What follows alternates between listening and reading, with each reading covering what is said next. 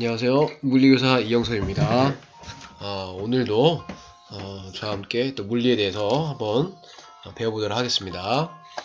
지난 시간에는 가속도 운동을 마지막으로 운동학에 대해서 배워봤습니다. 오늘은 힘과 그리고 뉴턴의 운동 법칙에 대해서 한번 알아보도록 하겠습니다. 네. 일단 지난 시간에 배웠던 운동학을 보면요. 운동학, 속도와 가속도. 지난번에 얘기했던 것처럼 우리 주변에는 등속, 직선 운동을 하는 물체가 거의 없다고 그랬죠. 대부분 가속도, 즉 속도가 변하는 운동들이 대부분입니다. 왜 그러냐면 우리 주변에는 항상 중력 이외에도 많은 힘들이 있기 때문에 속도가 변할 수밖에 없죠. 그럼에도 불구하고 가끔씩 등속 직선 운동을 직접 만들 수 있을 조건은 뭐냐? 힘이 합력을 0으로 만들어주는 조건입니다. 네, 이거와 같이 힘은 운동학에 있어서 운동학과 아주 밀접한 관련이 있습니다. 자, 그러면 이 시간 요번 시간은 그 중에서도 힘에 대해서 일단 자세히 한번 알아보겠습니다. 자, 여기 사진이 있죠. 이 사진을 보면은 이건 안양에 있는 중앙 공원에 집이 기울어져 있습니다. 기울어져 있고 밑에는 여러분 잘 보는 놀이동산의 구조물이죠. 자, 이 두 개의 공통점이 뭘까요? 네, 일단 정지하고 있다는 겁니다. 정지하고 있다는 겁니다. 특히 이 기울어진 집은 언뜻 보면 쉽게 또 넘어올 수 있을 것 같은데 이 정지하고 있는 이 모습을 유지를 하고 있죠. 정지하고 있는 이 모습. 어떻게 하면 계속 이 모습을 그대로 유지하고 있을까? 그리고 이 놀이동산에서 이 놀이기구가 지나갈 때도 있는데 그럼에도 불구하고 얘는 그거를 잘 버텨줍니다. 이 구조물은 어떻게 잘 버틸 수 있을까? 사실 이것이 바로 힘의 이것이 바로 힘의 바로 평형을 의미하는 겁니다. 자, 그러면 힘에 대해서 하나씩 살펴보도록 하시죠. 자, 첫 번째. 자, 여러분들이 몸무게를 재기 위해서는 이제 체중계에 올라가죠. 그죠? 한 예로 어떤 물체를 체중계에 놨다. 또는 물체를 여러분 책상 위에 놨다라고 봤을 때 이때에 이 물체에 작용하는 힘들을 한번 우리 생각을 해봤으면 좋을 것 같아요. 자, 우선적으로 이 물체에 작용하는 힘은 여러분들 잘 알고 있는 무슨 힘이 있을까요? 그죠? 이와 같이 중력이 밑으로 향하고 있을 겁니다. 자, 그럼 잘 보세요. 이 만약에 A에 작용하는 힘이 중력만 있다면 어떻게 될까요? 얘는 당연히 밑으로 떨어져야 되죠. 근데 지금 떨어지지 않죠. 그렇다는 얘기는 얘가 이 A라는 물체에 또 다른 힘이 작용하고 있다는 뜻입니다. 즉 중학교 때 배우지 않았지만 고등학교 때 새로 배우는 수직 항력이라, 즉 이 면이 A가 떨어지지 못하도록 막고 있는 거죠. 즉 이 물체가 접촉한 면에 수직으로 작용하는 힘, 물체가 접촉한 면에 수직으로 작용하는 힘이 바로 수직항력입니다. 자, 그래서 이와 같이 수직항력이 이와 같이 A에 작용을 합니다. 자, 그래서 이 A에 작용한 두 가지 힘이 방향이 다르고 크기가 같기 때문에 얘를 더하면 0이 되죠. 이걸 뭐라고 그러냐? 힘의 평형이라고 합니다. 그리고 이 작용점은 일직선상에 또 한 점이나 일직선상에 있어야겠죠. 자, 그래서 정지했다 이 얘기는 일단 우리 기본적으로 힘의 합력이 뭐라고요? 0이라는 뜻입니다. 합력이 0이다. 나중에 배우겠지만 힘의 합력이 0이게 되면 속도가 변하지 않는 정지하고 있는 데는 정지하고 움직이던 문제는 움직이던 성질을 그대로 유지하게 되죠. 자, 그리고 이 수직항력에 대해서 다시 좀 살펴보시면 물체가 접촉한 면에 수직으로 작용하는 힘이다. 그래서 이 노면이 평평할 때는 수직항력은 이와 같이 중력이 의해서 누르는 대로 수직항력이 얘를 밀어줍니다. 그래서 여기서 중력은 바로 이 수직항력은 바로 중력의 크기와 같다라는 걸 알 수 있어요. 자, 그리고 힘의 평형은 자유점 일직선이고 그 힘의 합력이 0인 경우를 얘기합니다. 자, 그러면 이 면이 수평면만 있는 건 아닐 거예요. 그죠? 이 저울을 기울이게 되면 어떻게 될까요? 이 저울 눈금이 그대로일까요? 네. 보면 이걸 점점 기울여지면 이 물체를 누르는 중력은 이렇게 될 겁니다. 그죠? 근데 이 물체를 수직으로 누르는 힘은 바로 요 힘이 될 겁니다. 그래서 실제로는 이 수직항력은 B에 작용하는 수직항력은 어떻게 될까요?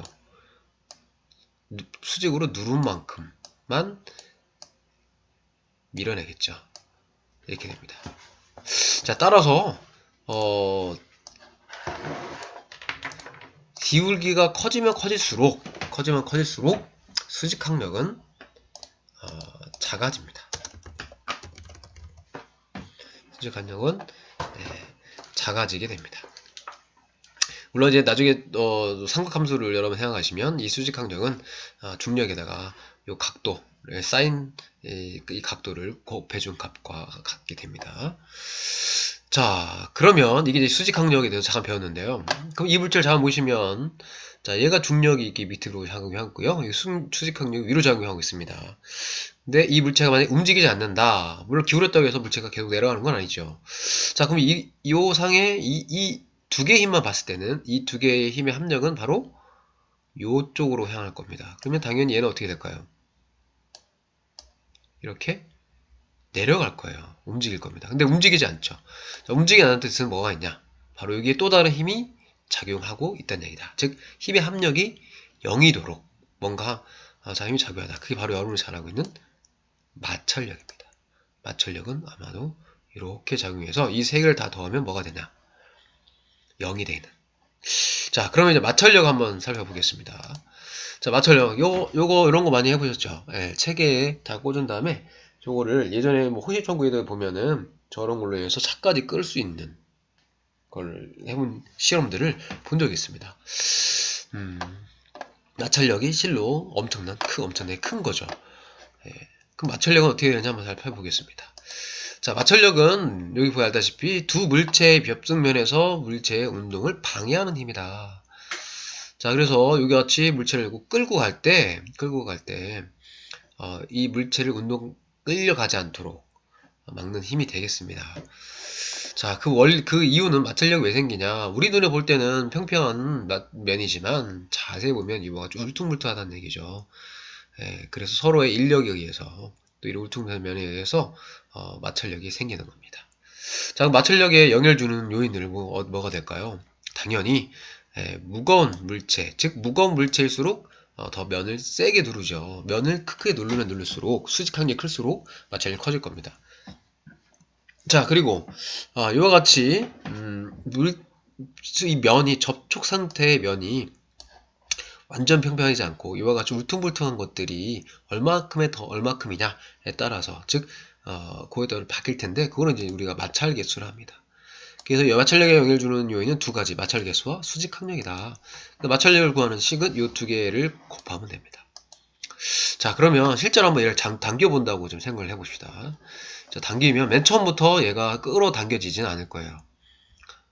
내가 당기면 여러분 알다시피 뭐 책상 같은 걸 밀 때 보면은 무거운 물체를 밀 때 보면은 손이 움직이지 않다가 어느 순간 힘을 주면 어떤 힘 이상을 주면 그 다음부터는 쉽게 밀리는 것들을 볼 수가 있죠. 예. 자, 그래서 여기를 보시면 내가 즉 힘을 더 세게 주면 세게 줄수록 일단 마찰력도 같이 세집니다.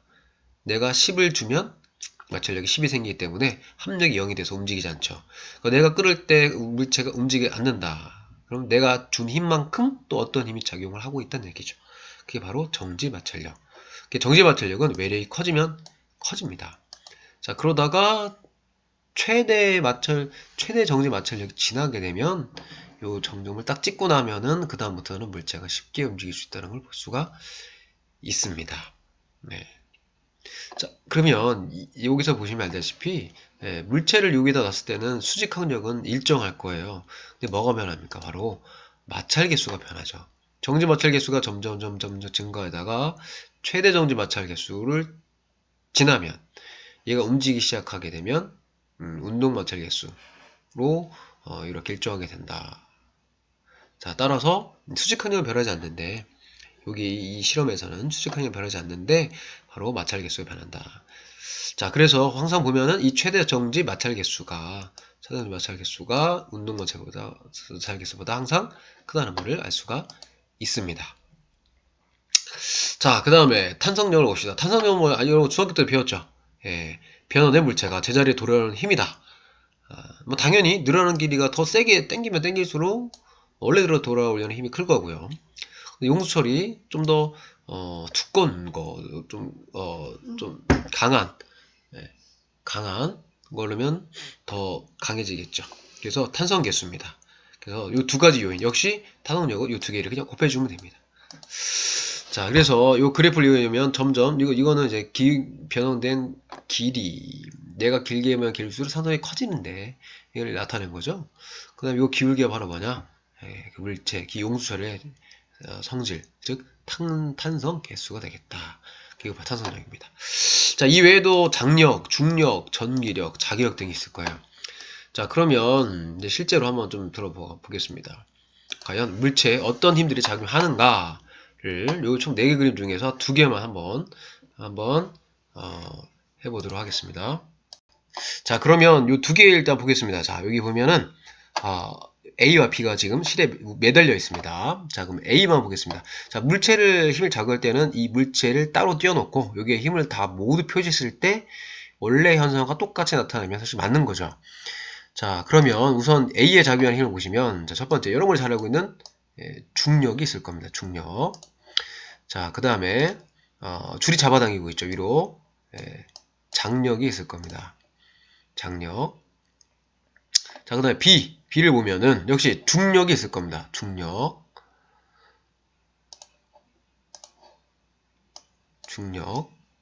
그 다음에 역시 이 장력이 또 있죠. 장력. 네. 그리고 잘 보면 또 A를 또 보면, 선생님 빼먹었는데, 여기 역시 줄이 밑으로 잡아당기고 있습니다. 요거. 네. 자, 그래서 A에 보면 요 세 개의 힘, 요게 바로, 여기를 뭐냐면, 장력, 또 장력, 그리고 중력, 요거를 다 더한 값이 바로 0이 되겠고요. 그리고 여기에 보면 요 장력, B는 요 장력과 그리고 중력, 요 두 개를 더한 값이 0이다. 그래서 요 두 개는 서로 같다. 그리고 알다시피 요 장력은 한 끈에서는 서로 같습니다. 그래야 움직이지 않죠. 그래서 그리고 여기에서는 요 큰 장력은 요 두 개를 더한 값이랑 같습니다. 따라서 이 장력은 뭐냐? A, B에 작용하는 중력과 그리고 A에 작용하는 중력을 더하면 바로 장력이 된다. 라는 거 되겠습니다. 자, 옆에 보시면 일단 여기 A에는 외력을 밀어내고 있죠. F라는 거 밀어내고 있고요. 그 다음에 이 밑에 보면 중력이 있을 겁니다. 자, 그리고 면이기 때문에 이쪽을 다 밀고 있는 수직항력이 있을 거고요. 그 다음에 안 내려가죠. 면에서 밑으로 못 나가도록 하는 마찰력이 있을 겁니다. 자, 그럼 이게 다 더하면 0이 된다. 즉 X, 이 F와 즉 이 수직항력은 서로 어떻다? 같다가 되겠고요. 그리고 마찰력과 이 중력도 역시 서로 같다가 되겠습니다. 자, 이와 같이 힘을 뭐가 작용하는지를 알게 되면 그 물체가 정지할 것인지 또 움직일 것인지까지도 예측 가능합니다. 이게 이제 힘의 자유도라고 합니다. 이거를 여러분들 인지하시면 좋을 것 같습니다. 네, 수고하셨습니다.